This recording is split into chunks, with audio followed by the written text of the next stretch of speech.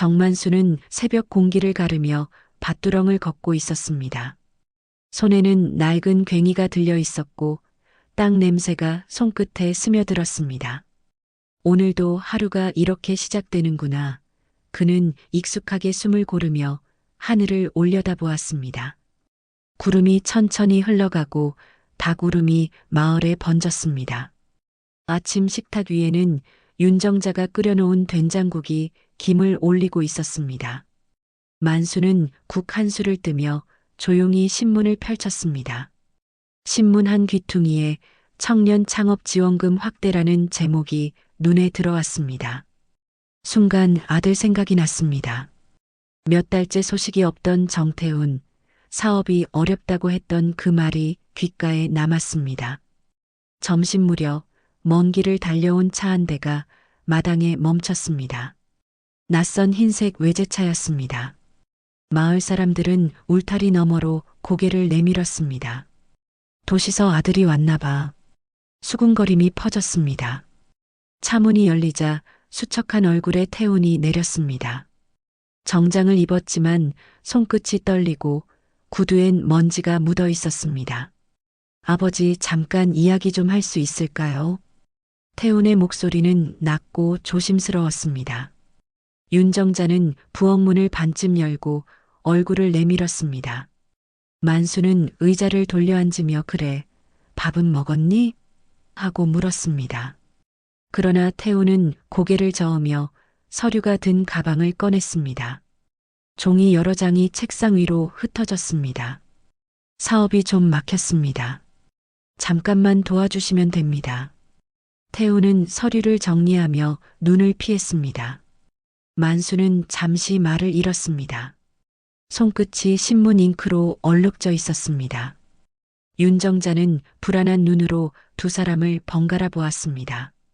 그 순간 시계 초침 소리만 방 안을 채웠습니다. 만수는 천천히 안경을 벗고 한참 동안 서류를 들여다보았습니다. 숫자가 너무 많았습니다. 이게 무슨 돈이냐? 라는 질문이 목구멍까지 올라왔지만 그는 대신 얼마면 되겠니라고 물었습니다. 태우는 안도의 숨을 내쉬었습니다. 이자 조금 붙는 대출이라 금방 갚을 수 있습니다. 그날 오후 세 사람은 읍내 은행으로 향했습니다. 은행 직원은 친절했지만 표정은 단호했습니다. 담보가 주택이라 신중하셔야 합니다. 만수는 고개를 끄덕이며 도장을 꺼냈습니다. 붉은 인주가 손가락에 번졌습니다. 서류에 찍힌 인형이 선명하게 남았습니다. 아버지, 곧 정리됩니다. 걱정 마세요. 태우는 말끝을 흐리며 웃었습니다. 윤정자는 고개를 숙인 채 손가방을 꼭 쥐었습니다. 만수는 창구 유리를 사이에 두고 은행 직원의 고개 숙임을 바라봤습니다. 창문 밖엔 늦은 봄 햇살이 번지고 버스 정류장 안내판이 바람에 흔들렸습니다. 집으로 돌아오는 길 마을개가 유난히 크게 짖었습니다. 만수는 차문을 닫으며 괜찮다는 말을 반복했습니다. 그러나 윤정자는 그 말이 공허하게 들렸습니다. 태우는 차 시동을 걸고 도로로 나섰습니다. 먼지 속에서 붉은 석양이 서서히 내려앉았습니다. 밤이 되자 마당엔 개 짖는 소리만 남았습니다. 윤정자는 도장을 닦아 서랍 속에 넣고 불을 껐습니다. 만수는 방문 앞에 앉아 담배를 태웠습니다. 불빛이 그의 손가락 사이에서 꺼질 때까지 그는 아무 말도 하지 않았습니다. 며칠이 지나지 않아 우편함에 붉은 스탬프가 찍힌 등기봉투가 꽂혀 있었습니다. 정만수는 돋보기를 꺼내 들고 봉투를 천천히 뜯었습니다. 연체 통지서라는 굵은 글씨가 눈에 들어왔습니다. 작은 활자로 빼곡히 적힌 금액과 날짜, 그리고 기한 내 미납시 담보자산 압류 예정이라는 문장이 그를 얼어붙게 했습니다.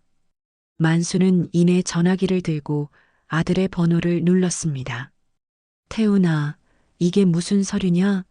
벌써 통지서가 왔구나. 수화기 너머로 들린 목소리는 피곤하고 불안했습니다. 아버지, 잠깐입니다.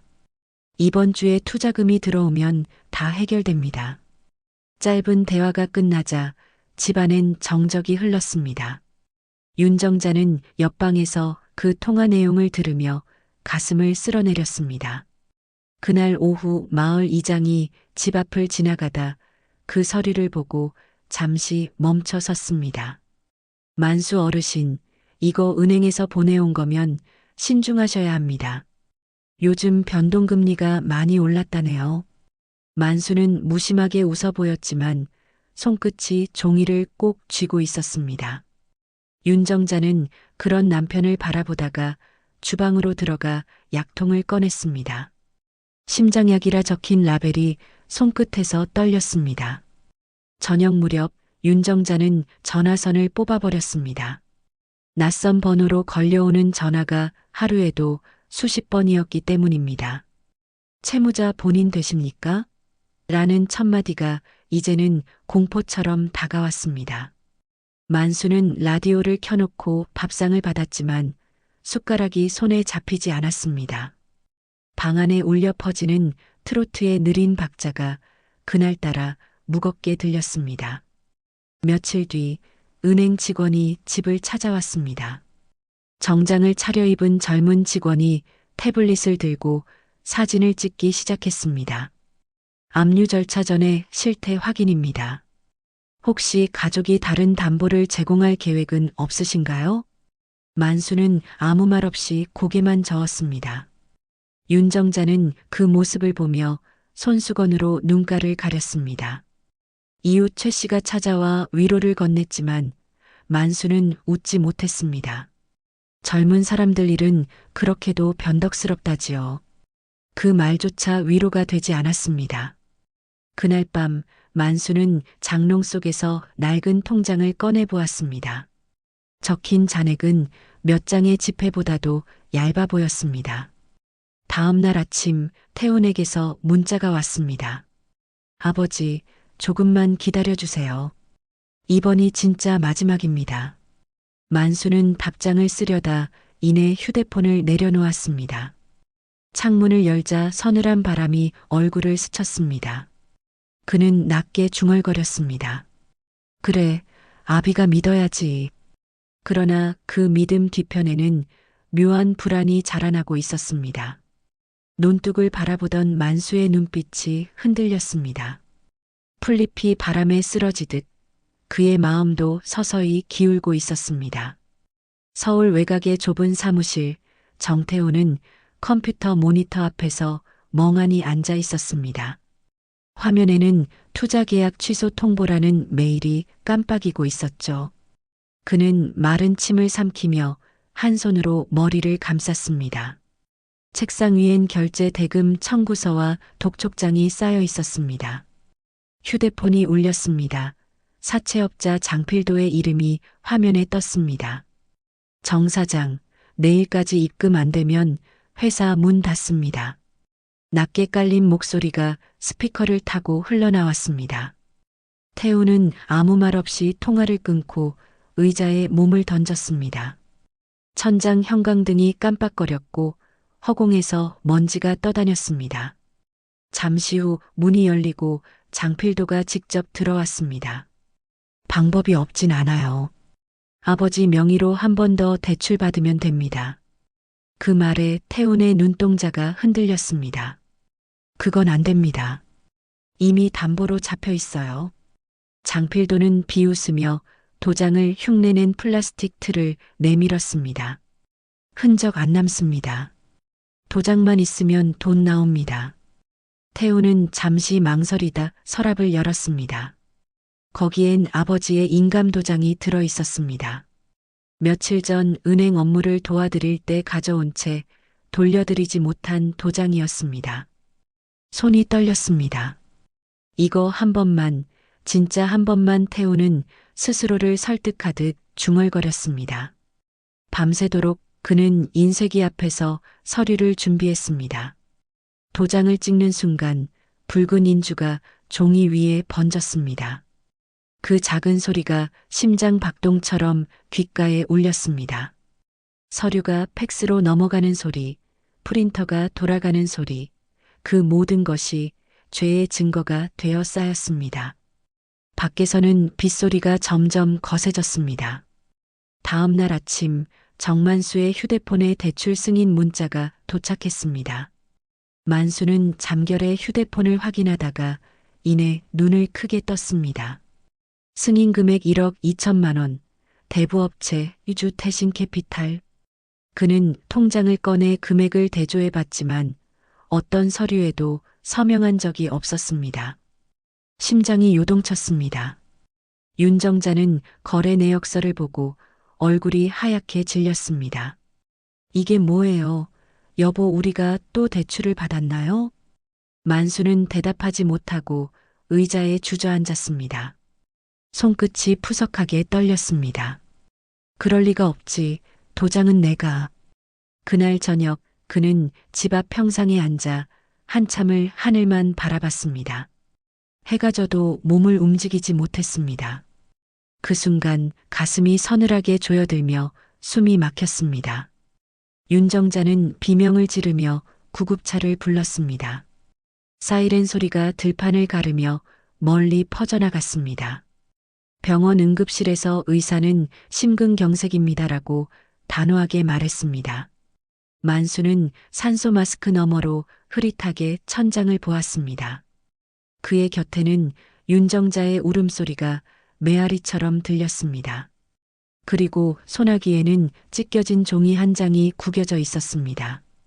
그 종이엔 아들의 이름과 위조된 도장의 붉은 자국이 선명했습니다. 며칠 후 정만수가 병원에서 퇴원하던 날 아침은 유난히 바람이 거셌습니다.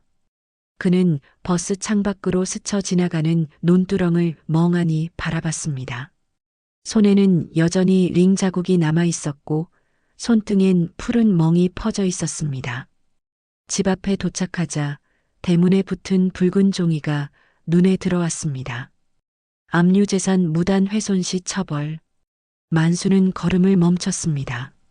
그 종이가 바람에 펄럭이며 삐걱대는 대문을 덮고 있었습니다. 윤정자는 입을 막은 채 뒤로 물러섰습니다. 집 안으로 들어가자 가구 곳곳에 흰색 스티커가 붙어 있었습니다.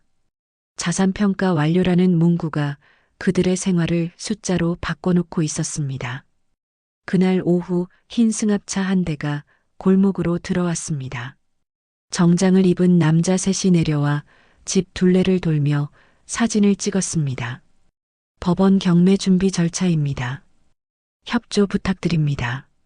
한 남자가 태블릿을 들어 올리며 말했습니다. 윤정자는 손수건을 움켜쥐고 잠깐만요. 우리 아직 포기 안 했어요 라며 울먹였습니다. 마을 이장이 달려왔지만 할 수 있는 건 없었습니다. 이건 법적으로 진행된 겁니다. 어르신. 그 말에 만수는 고개를 떨궜습니다. 집 마당의 감나무 아래 낡은 장독대가 흔들렸습니다. 그가 평생 담가온 된장독이 먼지와 함께 흔들리는 모습을 멍하니 바라봤습니다. 저녁이 되자 윤정자는 작은 상자에 귀중품을 넣었습니다. 결혼반지, 낡은 가족사진, 아들의 초등학교 졸업장 한 장. 그녀는 그것들을 천천히 천으로 감싸고 가스밸브를 잠갔습니다. 이젠 여기도 오래 못 있겠네요. 낮게 흘러나온 목소리가 허공에 스쳤습니다. 만수는 아무 대답도 하지 못했습니다. 밤이 깊자 집 밖에서 낯선 발소리가 들렸습니다. 사채업자 장필도가 남자 2명을 데리고 담장 밖에 섰습니다. 내일까지 연락 없으면 물건 들어갑니다. 그는 짧게 말하고 웃으며 담배를 비벼 껐습니다. 불빛이 잿더미로 흩어졌습니다. 윤정자는 두 손으로 문고리를 붙잡고 있었습니다. 여보, 우리 어떡하죠? 그녀의 손이 하얗게 질려 있었습니다. 만수는 벽에 걸린 달력을 찢어 날짜를 확인했습니다. 빨간 원으로 표시된 대출 만기일이 내일이었습니다. 그는 깊은 한숨을 내쉬고 방문을 닫았습니다. 이튿날 아침 집 앞에는 사람 그림자 하나 없었습니다. 승합차만이 먼지를 남긴 채 떠났습니다. 마당엔 신발 자국이 점점이 찍혀 있었고 감나무 잎사귀 몇 장이 떨어져 있었습니다. 만수는 장독대 옆에 앉아 손에 흙을 쥐었습니다. 이 땅만은 지켜야 했는데 그의 입에서 나온 말은 바람에 실려 멀리 흩어졌습니다. 그날 저녁 그는 오래된 공책을 꺼냈습니다. 토지 매각 순서 우선은 논부터. 떨리는 글씨가 페이지를 채워갔습니다.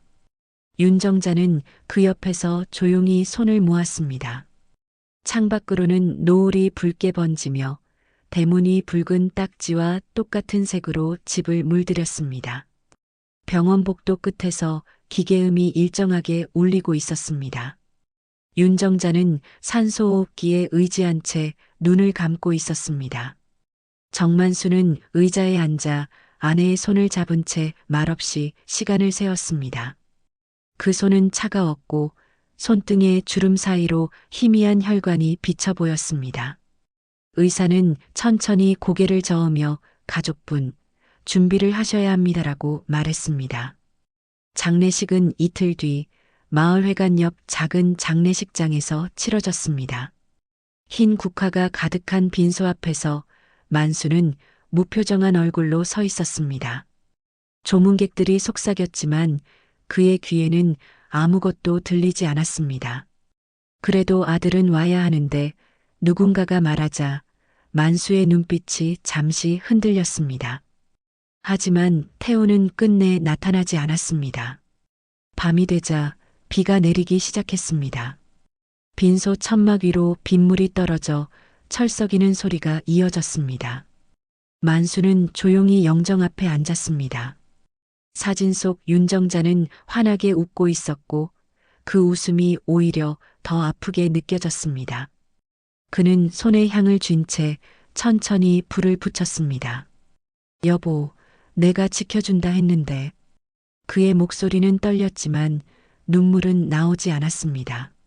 눈물조차 남지 않은 고통이 그의 눈가를 메웠습니다. 조문객들이 돌아가고 장례식장엔 등잔불만 남았습니다. 만수는 자리에서 일어나 장례비 계산서를 들고 천천히 걸어 나왔습니다. 그가 회관 밖으로 나오자 먼 거리에서 검은 모자를 쓴 남자가 서 있었습니다. 우비자락 아래로 드러난 얼굴 바로 정태훈이었습니다. 태훈은 한 걸음 다가가려다 멈췄습니다. 비에 젖은 손끝이 떨렸고 입술이 바짝 말랐습니다. 아버지 그 한마디가 겨우 나왔지만 만수는 고개를 돌리지 않았습니다. 그는 아무 말 없이 걸음을 옮겼습니다. 장례식장 불빛이 멀어지고 태우는 한참 동안 그 자리에 서 있었습니다. 빗물이 얼굴을 타고 흘렀고 눈물과 섞여 구분되지 않았습니다.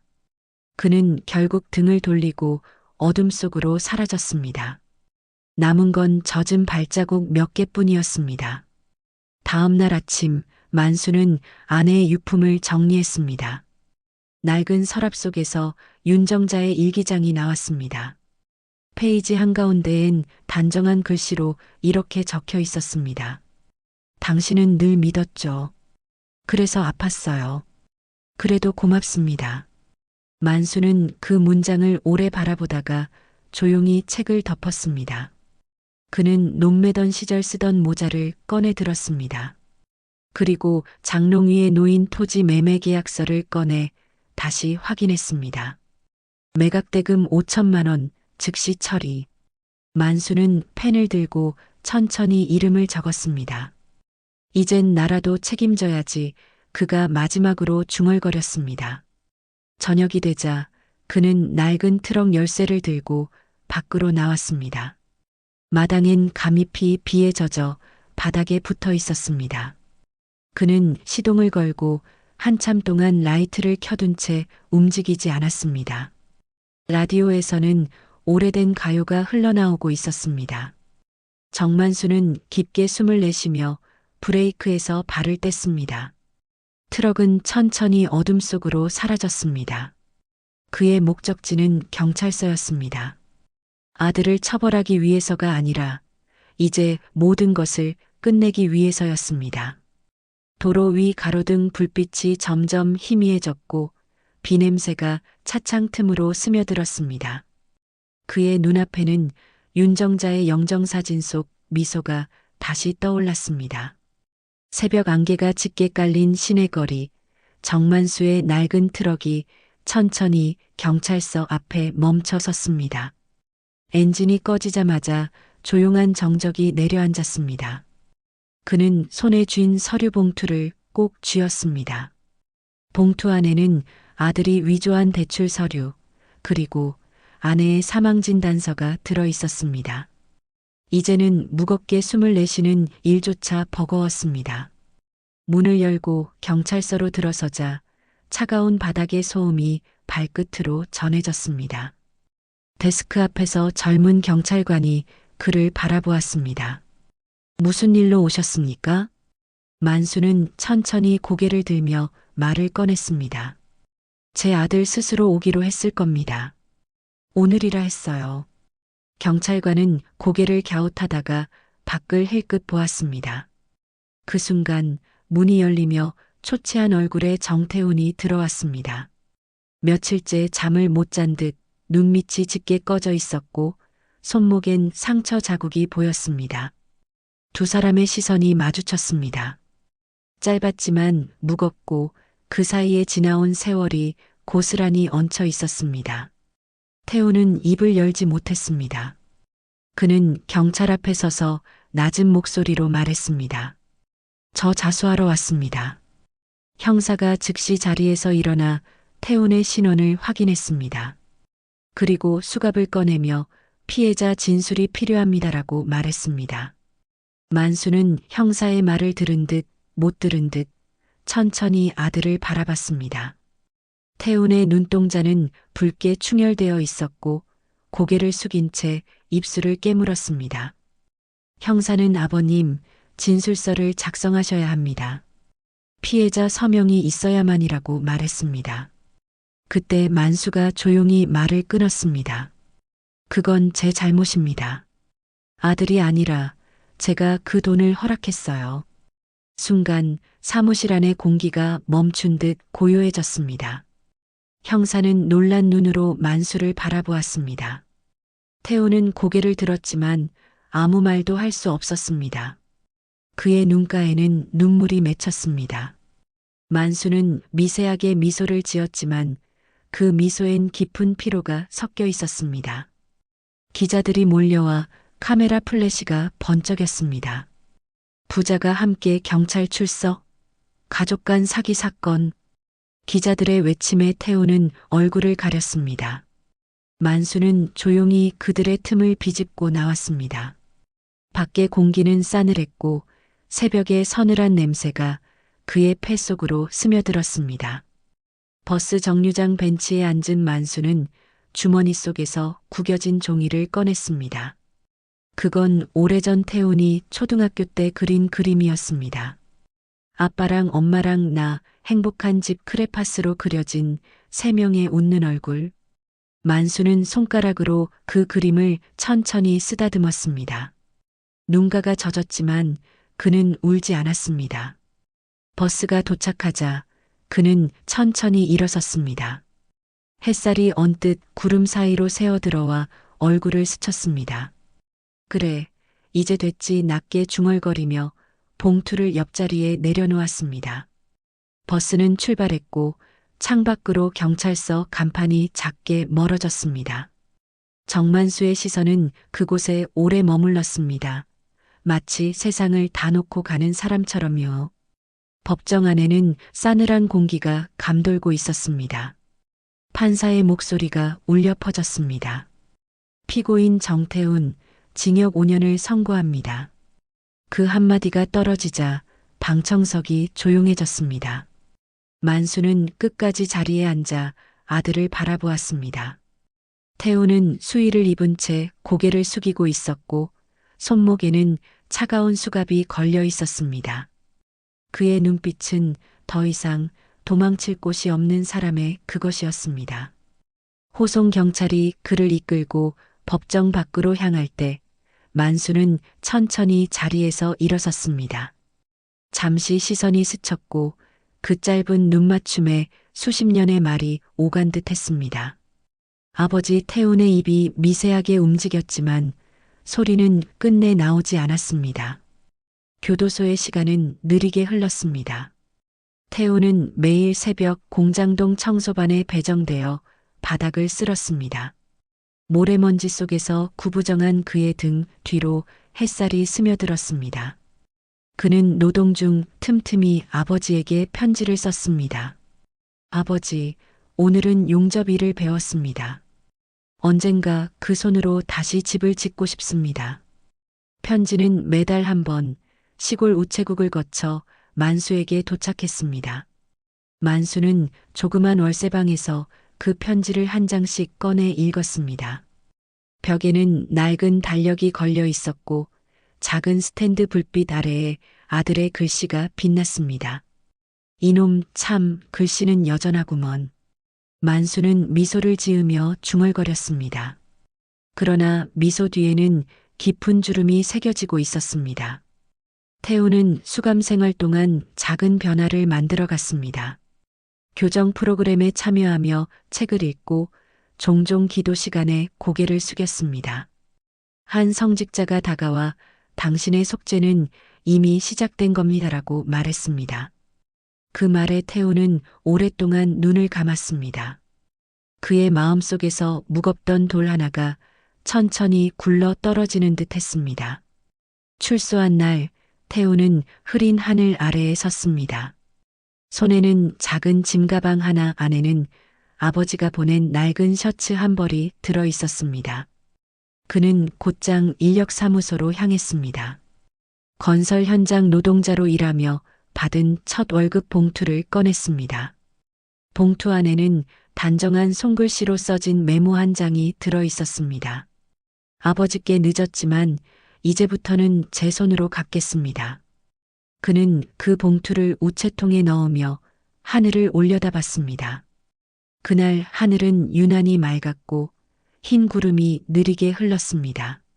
멀리서 기차가 지나가며 낮은 굉음을 남겼습니다. 태우는 그 소리 속에서 어릴 적 들었던 아버지의 트럭 엔진 소리를 떠올렸습니다. 한편 시골의 정만수는 여전히 병원 신세를 지고 있었습니다. 의사는 노쇠와 피로가 겹쳤다며 요양을 권했습니다. 그러나 그는 병실 창문 곁에서 미소를 잃지 않았습니다. 며칠 전 도착한 아들의 송금 봉투를 열어보았기 때문이었습니다. 그 안에는 현금 몇 장과 짧은 메모가 들어 있었습니다. 아버지, 이번엔 제가 도와드릴게요. 그 한 줄을 읽는 순간 만수의 손이 미세하게 떨렸습니다. 그는 눈을 감고 가만히 창밖의 햇살을 느꼈습니다. 논두렁 사이로 부는 바람이 오래전의 봄날처럼 따뜻하게 스며들었습니다. 그래, 이번엔 내가 나를 일으켜주는구나. 낮은 목소리가 병실 안에 번졌습니다.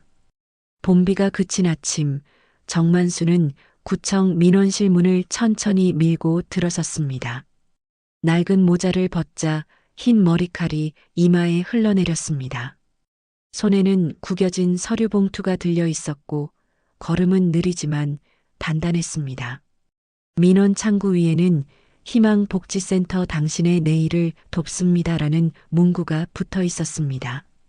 직원은 따뜻한 미소로 그를 맞이했습니다. 무엇을 도와드릴까요, 어르신? 만수는 잠시 망설이다 봉투를 꺼냈습니다. 이건 재산증여 서류가 아닙니다. 기초수급 신청서랍니다. 그의 목소리는 담담했지만 손끝이 미세하게 떨렸습니다. 직원은 조용히 고개를 끄덕이며 서류를 받아들었습니다. 창구 옆 의자에는 젊은 남자가 앉아 있었습니다. 수척한 얼굴, 손에는 한 뭉치의 서류와 주민등록 등본이 들려 있었죠. 아버지, 도와주세요. 그 청년이 작게 중얼거렸습니다. 만수의 시선이 그에게 머물렀습니다. 순간 지난 세월이 한순간에 밀려왔습니다. 붉은 도장, 병원 복도, 장례의 밤, 그리고 경찰서 앞의 새벽. 그는 천천히 숨을 내쉬고 자리에서 일어섰습니다. 청년 옆으로 다가가 펜 하나를 내밀었습니다. 이건 도와주는 게 아니에요. 같이 다시 시작하는 겁니다. 그의 음성은 낮았지만 단단했습니다. 청년은 놀란 눈빛으로 펜을 받아들었습니다. 직원은 두 사람을 번갈아 보며 미소를 지었습니다. 창밖에는 빗물이 그친 도로가 반짝이고 햇살이 유리창 너머로 비쳐 들어왔습니다. 만수는 잠시 눈을 감았습니다. 머릿속엔 아들이 보냈던 마지막 편지 한 줄이 떠올랐습니다. 아버지, 이번엔 제가 도와드릴게요. 그는 무심코 하늘을 올려다봤습니다. 푸른 하늘 사이로 흰 구름이 천천히 흘러갔습니다. 한때 무너졌던 삶의 잔해 위로 새로운 바람이 스며들었습니다. 만수는 천천히 자리에서 일어나 서류를 제출했습니다. 이제 괜찮습니다. 오늘부터는 제 인생을 다시 살아보려 합니다. 직원은 미소를 지으며 도장을 찍었습니다. 접수 완료라는 도장이 서류 위에 선명하게 찍히는 순간 정만수의 눈가가 살짝 젖었습니다. 그는 조용히 고개를 숙인 채 문을 나섰습니다. 밖으로 나오는 그의 발걸음은 오랜 세월 끝에 처음으로 가벼웠습니다. 민원실 문이 닫히자 바람이 살짝 불었습니다. 그 바람에 그의 모자가 흔들렸고 햇살이 그 얼굴을 따뜻하게 감쌌습니다. 멀리서 들려오는 어린아이의 웃음소리가 공기 속에 섞였습니다. 정만수는 천천히 길을 걸었습니다. 그의 입가에는 오랜만에 진짜 미소가 피어올랐습니다.